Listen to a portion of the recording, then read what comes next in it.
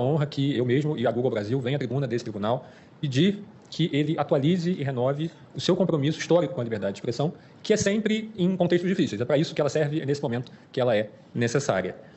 Esse apelo não significa a defesa de que a liberdade de expressão seja limitada. Também não significa que o Marco Civil da Internet seja uma obra legislativa perfeita, atemporal, que deva ser preservado, seja imune a aperfeiçoamentos. Mas antes de chegar a esse ponto, eu gostaria de delimitar que nos parece ser, de fato, objeto da controvérsia, o que o Marco Civil faz, de fato, e o que ele não faz, e porque nos parece que ele é compatível com a Constituição, ainda que se entenda que há regimes melhores. De saída, eminentes ministros, a Google reconhece que a desinformação, os discursos de ódio e outras formas de discurso nocivo são um problema real, na internet e fora dela. Problemas que precedem muito a tecnologia, inclusive.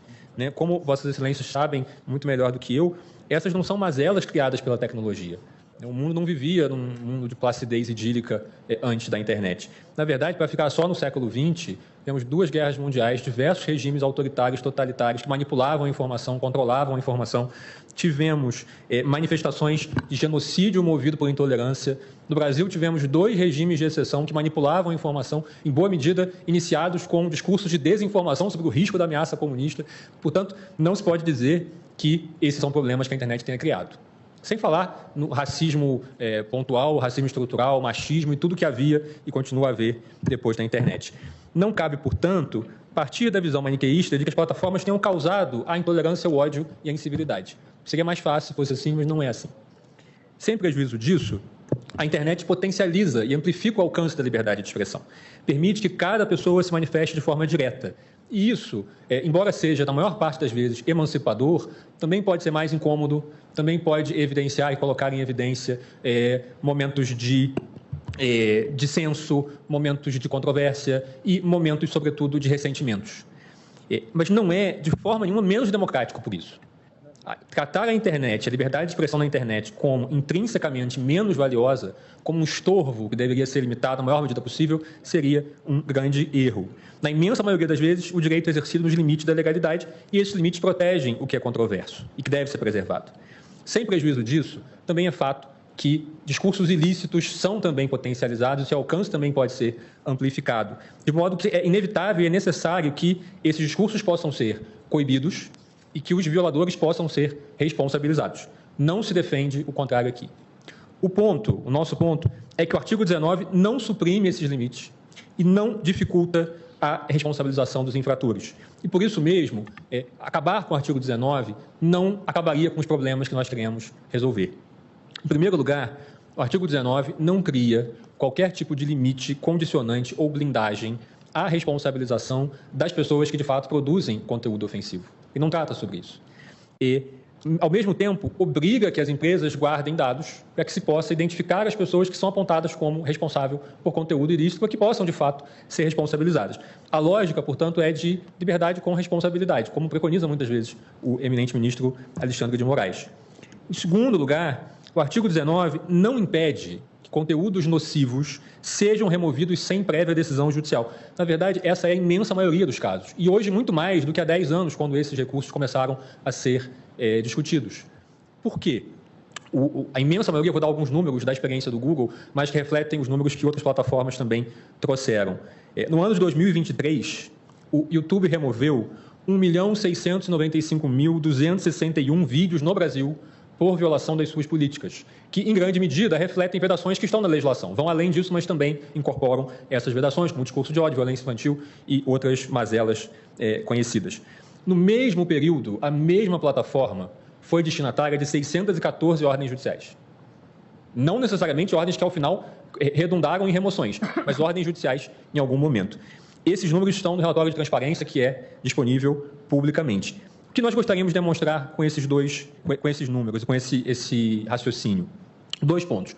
O primeiro, não existe uma inércia que seja parte do modelo de negócio das plataformas.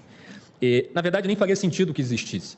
Seja pela pressão das autoridades, que desembocam em investigações, em procedimentos de apuração e em julgamentos como esse, seja porque a imensa maioria de usuários e a generalidade dos anunciantes não tem interesse, repudia esse tipo de conteúdo. Não é proveitoso estar associado a esse tipo de conteúdo. E aqui, evidentemente, não estou dizendo que não possa haver erros na aplicação de políticas, que não possa haver melhoria de aplicação de políticas. Tudo isso é outra camada. Mas pegar um caso específico e tratá-lo como sendo a expressão do que deve ser regulado, talvez não seja também a melhor forma.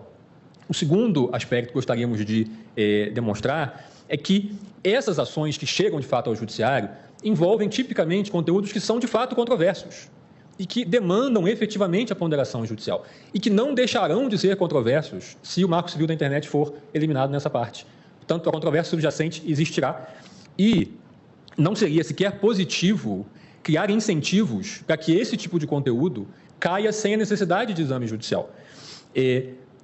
Numa sociedade plural e complexa, é natural que essas controvérsias existam e é natural que elas possam ser submetidas ao judiciário.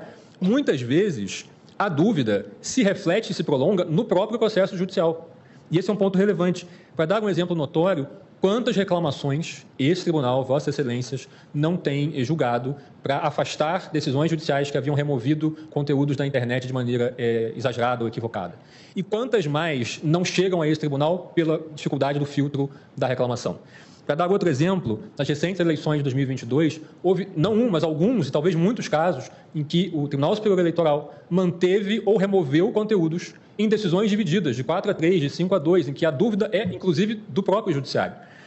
Para pegar o próprio paradigma desse recurso, que é objeto de julgamento nesse momento, falou-se da comunidade no Orkut, eu odeio a então professora. Essas comunidades do Orkut, eu odeio alguma coisa, eram populares, as pessoas faziam de tudo, eu odeio coentro, eu odeio fulano, eu amo fulano, enfim. E, evidentemente, isso não torna mais louvável ou menos lamentável que alguém se dedique a criar uma comunidade para fazer esse tipo de sátira desagradável em relação a alguém. E, apesar disso, inicialmente foi pedida a liminar com a remoção desse conteúdo. E a liminar foi negada. O juizado especial não deu a liminar, entendendo que inicialmente cabia preservar o conteúdo e depois reapreciaria, se fosse o caso, na sentença. Foi reapreciado em sentença. E em sentença foi ordenada a remoção, que foi prontamente cumprida. Mas, ao mesmo tempo, condenou-se o provedor a uma indenização de R$10 mil. Ou seja, o provedor foi condenado por não ter removido um conteúdo que o próprio Poder Judiciário, no seu primeiro exame, ordenou que não fosse removido.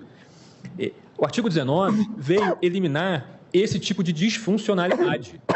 Sem blindar os autores do conteúdo ilícito, o dispositivo estabelece os casos em que o provedor, embora não seja o autor do conteúdo, deve ser responsabilizado civilmente só por não tê-lo removido. E qual foi a opção do legislador?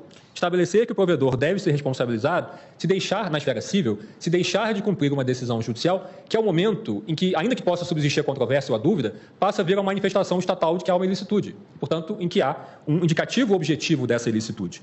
Isso não impede remoções antes disso, que são a maioria, mas nos casos em que houve dúvida, é um marco de segurança jurídica que o legislador criou.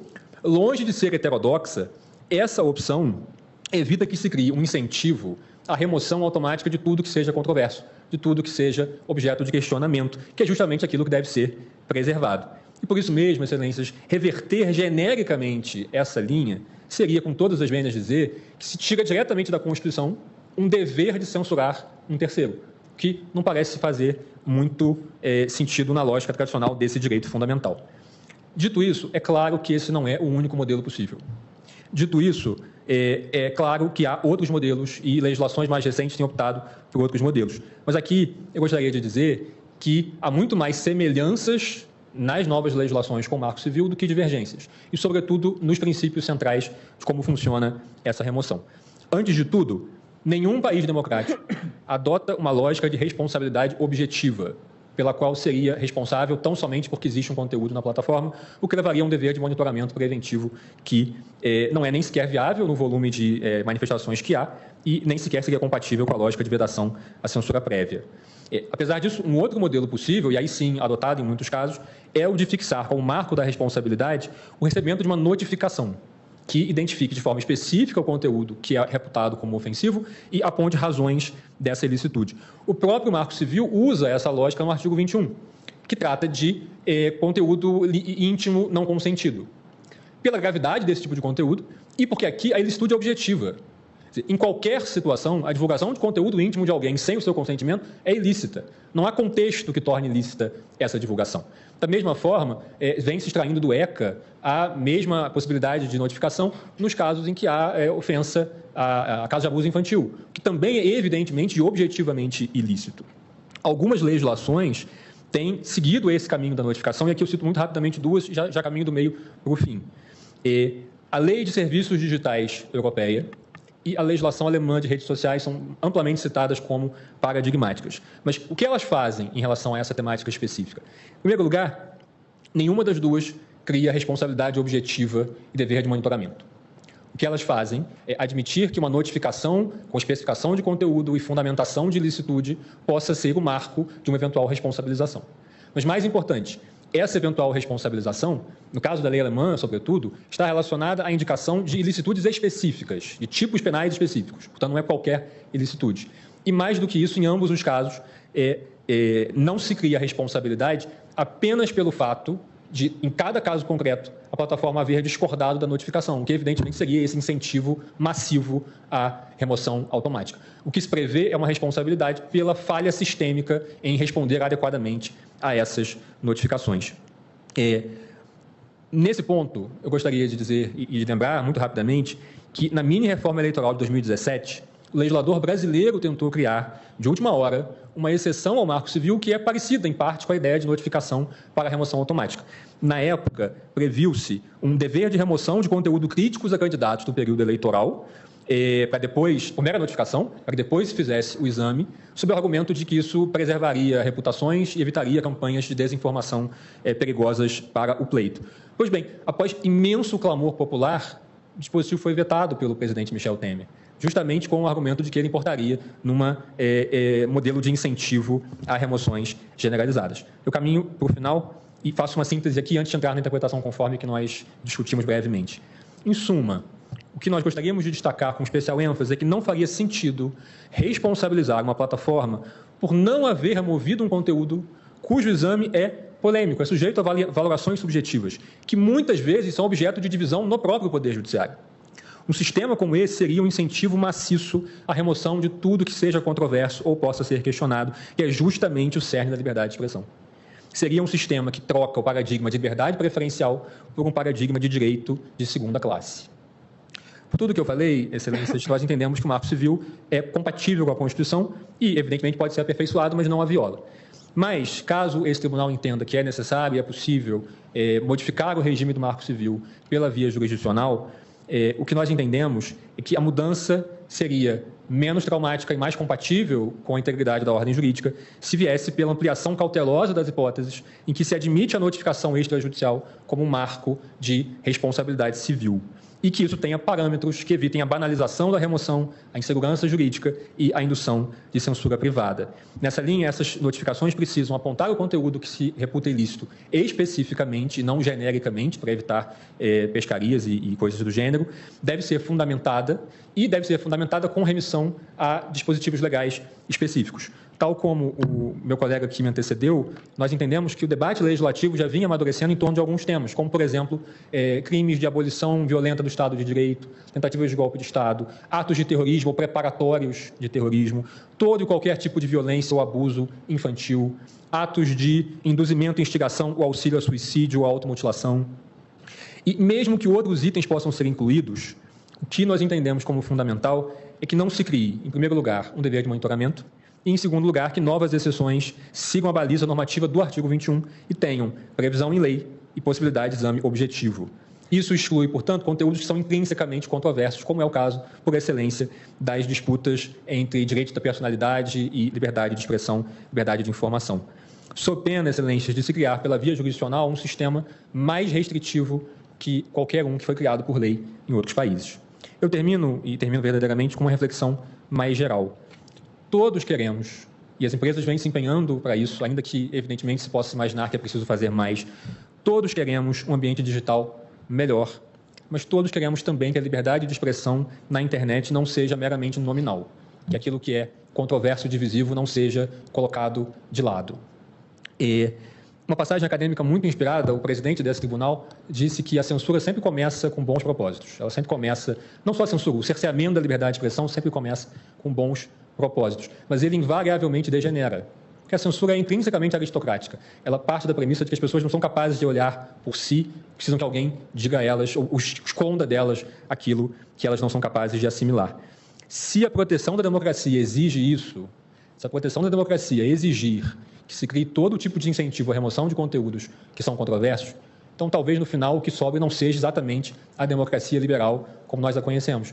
E a democracia liberal que foi a solução do mundo para superar todos os vícios e ciclos de atraso que existiam desde antes da internet, e de autoritarismo, de preconceito, de intolerância que existem desde antes da internet. E, quando eu escrevia essa sustentação, eu ficava pensando na imagem daquelas catedrais que estão em reforma, e aí são cobertas com tapumes, não se vê o que está embaixo. Só que um dia você tira os tapumes e você volta a ver. Um sistema que induza a supressão automática, a crítica do que é controverso, seria como colocar tapumes permanentes. E aí, basicamente, as pessoas que observam vão ter que confiar, acreditar que o que está embaixo um dia foi uma grande obra do espírito humano, ainda que não possam mais vê-la. Nós honramos a história desse tribunal, que sempre esteve ao lado da liberdade de expressão em temas muito difíceis, e temos a certeza e esperamos que o caminho da moderação, do aperfeiçoamento, também prevaleça aqui. Muito obrigado pela atenção de Vossas Excelências e eu agradeço.